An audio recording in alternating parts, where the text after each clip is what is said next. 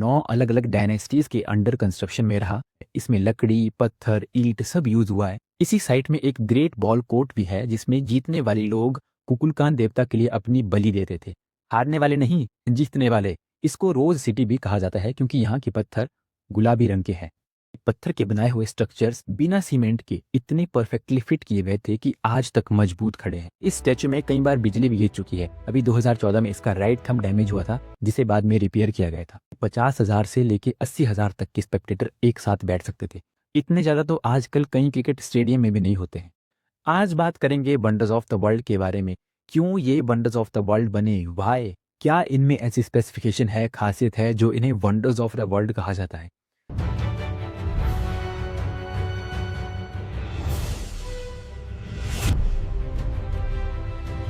तो दोस्तों बात करते हैं new 7 wonders of the world के बारे में। न्यू जो 2007 में अनाउंस हुए थे। तो क्या 2007 से पहले वंडर्स ऑफ द वर्ल्ड नहीं थे? और ये 7 ही क्यों है? उससे कम या उससे ज़्यादा, मतलब कि 5, 6 या 8 क्यों नहीं है? इस बारे में भी आगे वीडियो में बात करेंगे। ये जो मैं आपको लिस्ट बताने जा रहा हूँ ये कोई रैंकिंग या इंपॉर्टेंस पे बेस नहीं है। ये बस एक स्टैंडर्ड प्रेजेंटेशन सीक्वेंस है जो यूज़ किया था स्विट्जरलैंड की ऑर्गेनाइजेशन न्यू 7 वंडर्स ने, जिसमें मिलियंस ऑफ लोगों ने पार्टिसिपेट करके वोट किया और 7 wonders of the world finalize हुए। Great wall of China first wonder of the world है। चाइना में बनी ये ग्रेट वॉल दुनिया का लॉन्गेस्ट मैन मेड स्ट्रक्चर है। 21,196 किलोमीटर लंबी ये वॉल लिटरली एक एक्स्ट्रा ऑर्डिनरी मास्टरपीस है दोस्तों। 7th सेंचुरी बीसी में स्टार्ट हुआ ये प्रोजेक्ट 9 अलग अलग डायनेस्टीज के अंडर कंस्ट्रक्शन में रहा। इसी बात से आप आइडिया लगा लीजिए कि ये वॉल कितनी लंबी और कितनी बड़ी होगी। लगभग half of the equator of earth है। अब इतनी लंबी ये दीवार है, ओवर द टाइम पीरियड ये बनती रही है, कंस्ट्रक्शन में रही है, तो इसकी अंडर कोई एक रिसोर्स का यूज नहीं हुआ है। इसमें लकड़ी, पत्थर, ईंट सब यूज हुआ है लोकल रिसोर्सेज के हिसाब से। ये वॉल एक पूरा सिक्योरिटी सिस्टम था उस एंशिएंट टाइम का, जिसमें आपको काफी कुछ देखने को मिलता था, जैसे कि ट्रेंचेस, मतलब बड़े बड़े गड्ढे दुश्मनों को रोकने के लिए, वॉच टावर्स जहाँ से सिपाही दुश्मनों को नजर रखते थे, और उसके बाद है बैरेक्स, मतलब कि ट्रूप्स के रहने की जगह, या फोर्ट्रेसेस जैसे कि कुछ सुरक्षा के बनाए हुए बड़े बड़े किले। ये सारा एक ग्रेट वॉल ऑफ चाइना का ही पार्ट है, कोई अलग अलग बिल्डिंग नहीं है। ये दीवार उस टाइम पे प्रोटेक्ट करती थी चाइना के नॉर्दर्न बॉर्डर को इन्वेजन से, अटैकर से। 2300 साल पुरानी ये दीवार चाइनीज सिविलाइजेशन की यूनिटी, डिफेंस और प्रिजर्वेंस का सिंबल रही। इसीलिए 1987 में इसे यूनेस्को द्वारा वर्ल्ड हेरिटेज साइट भी डिक्लेयर किया गया। और एक फन फैक्ट कि अगर आप इस दीवार को एरियल व्यू से देखोगे तो आपको एक ड्रैगन की शेप दिखाई देगी, इसलिए इसे अर्थ ड्रैगन भी कहते हैं। Second wonder of the world है मेक्सिको के युकाटन का चिचन इट्जा सिटी। हम लोग इस पूरे वंडर को सिर्फ एक पिरामिड से एसोसिएट करते हैं जिसका नाम है अल कस्टिलो, लेकिन रियलिटी में चिचन इट्जा एक सिटी है, एक होल आर्कियोलॉजिकल साइट है माया सिविलाइजेशन की, जिसका फेमस पॉइंट है, जिसका फेमस और आइकॉनिक मोनूमेंट स्ट्रक्चर है एल कैस्टिलो। इसी पिरामिड के अंदर एक हिडन टेम्पल ऑफ कुकुलकान है। कुकुलकान उस टाइम के एंशिएंट देवता थे माया सभ्यता के। और इस पिरामिड में 365 स्टेप हैं। हर एक स्टेप साल के एक एक दिन को रिप्रेजेंट करता है। ये बड़ी इंटरेस्टिंग और कमाल की बात है। चिचन इट्जा एक मेजर सिटी थी 600 से 1200 सीई के बीच, और इस साइट के अंदर बहुत कुछ है, जैसे कि टेम्पल्स हैं, पिरामिड्स हैं, ऑब्जर्वेटरी हैं, उस टाइम की ऑब्जर्वेटरीज जो हमें आज की एस्ट्रोनॉमी और इंजीनियरिंग के बारे में बताते हैं। इसी साइट में एक ग्रेट बॉल कोर्ट भी है जिसमें जीतने वाले लोग कुकुलकान देवता के लिए अपनी बलि देते थे। हारने वाले नहीं, जीतने वाले। माया सभ्यता की कहानियों में ये सब कुछ हमें देखने को मिलता है।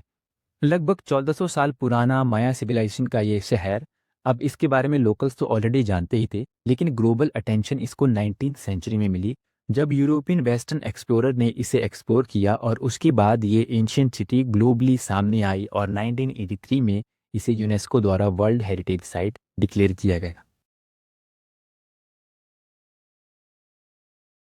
Third wonder of the world है जॉर्डन की पेट्रा सिटी। पेट्रा एक जबरदस्त एंशिएंट सिटी है जो जॉर्डन के रेगिस्तान के बीच में चट्टानों को काट कर बनाई गई है।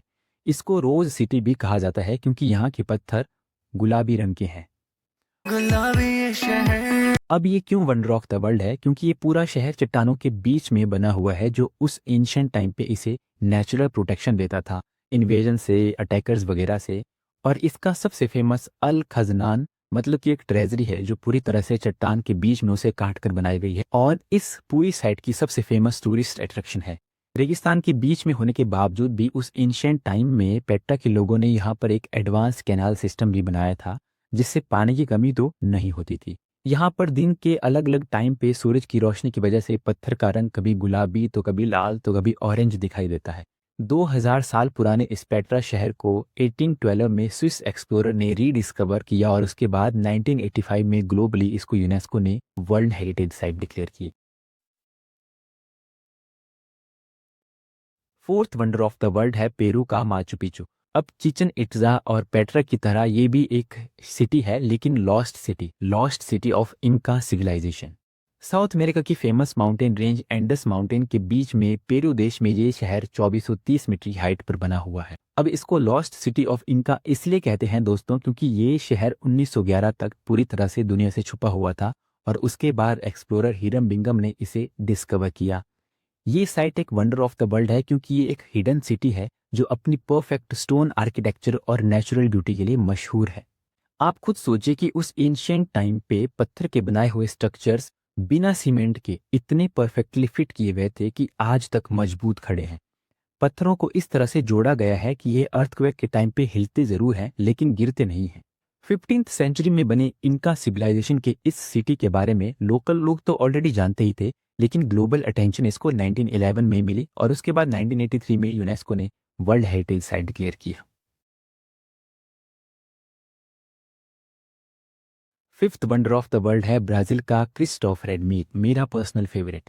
क्रिश्चियन गॉड जीसस क्राइस्ट का ये एक मैसिव स्टैच्यू है जो रियो डी जेनेरियो के कोर्कोवाडो माउंटेन रेंज पर बना हुआ है।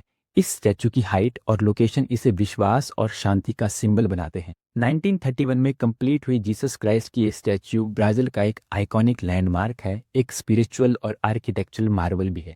और ये वंडर ऑफ द वर्ल्ड क्यों नहीं होगा? इतना सुंदर स्टैच्यू है जो माउंटेन रेंज के टॉप पे बना है जो एक पूरी कंट्री को ग्लोबली रिप्रेजेंट करता है। इस स्टैच्यू की हाइट है 30 मीटर और इसका पेडस्टल है नीचे का 8 मीटर और इसकी आर्म्स 28 मीटर तक फैली हुई है।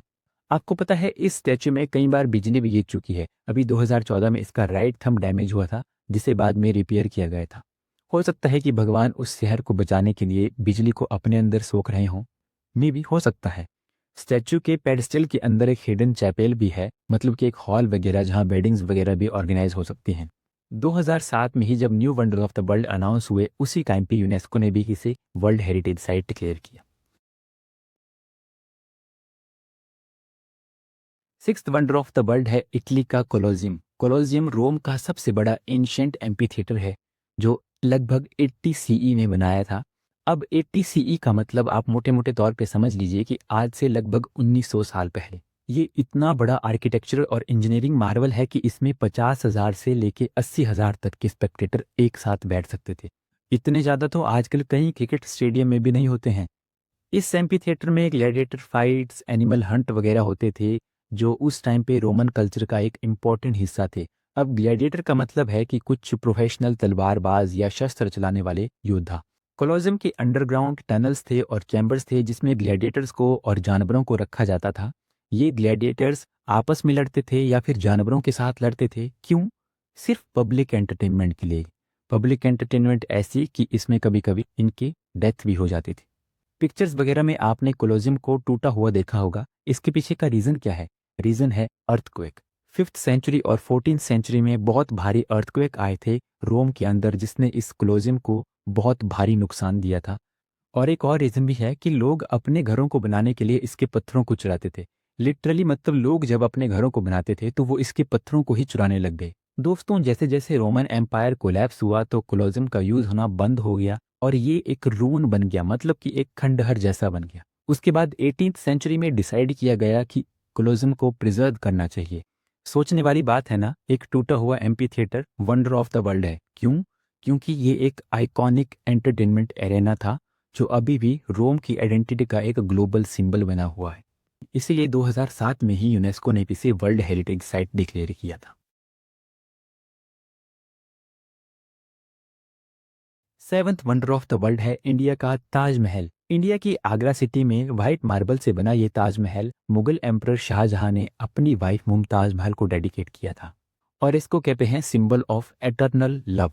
इसे 1632 से लेकर 1648 के बीच में बनाया गया था और इसकी आर्किटेक्चर और ब्यूटी इतनी है कि ये इसे दुनिया का सबसे आइकॉनिक मोनूमेंट बनाती है।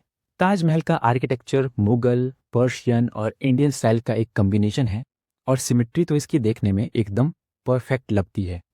ताजमहल के मेन टॉम्ब के अंदर मुगल एम्परर शाहजहां और मुमताज महल की नकली कब्रें हैं।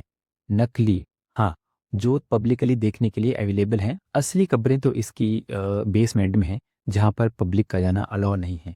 19th सेंचुरी में ताजमहल के गार्डन को ब्रिटिश ऑफिशियल्स ने इंग्लिश स्टाइल लॉन में कन्वर्ट भी किया था और 1983 में यूनेस्को ने इसे वर्ल्ड हेरिटेज साइट डिक्लेयर किया। अब वीडियो के स्टार्टिंग में मैंने आपको कहा था कि क्या 2007 से पहले वंडर्स ऑफ द वर्ल्ड नहीं थे? डेफिनेटली थे। ग्रीक हिस्टोरियंस ने एक लिस्ट बनाई थी 7 वंडर्स ऑफ एंशिएंट वर्ल्ड, जिसमें थे इजिप्ट का great pyramid of Giza, Iraq का hanging garden of Babylon, Greece का statue of Zeus at Olympia, Turkey का टेम्पल ऑफ आर्टेमिस, टर्की का मौसोलियम, ग्रीस का कोलोसस ऑफ रोड्स और इजिप्ट का lighthouse of Alexandria. Unfortunately इनमें से सिर्फ ग्रेट पिरामिड ऑफ गीज़ा ही है इजिप्ट का जो आज भी सर्वाइव करता है, बाकी सब डिस्ट्रॉय हो चुके हैं। अब ये 7 जो नंबर है दोस्तों, ये कोई कोइंसिडेंस नहीं है। ग्रीक हिस्टोरियंस के लिए 7 एक सिंबॉलिक परफेक्ट नंबर था, जिसका मतलब था 5 सेंसेस और 2 इमोशंस। इसीलिए जब 2007 में new wonder of the world select किए तो उसमें 7 को ही कंटिन्यू रखा गया ताकि ट्रेडिशन और सिंबोलिज्म कंटिन्यू रहे।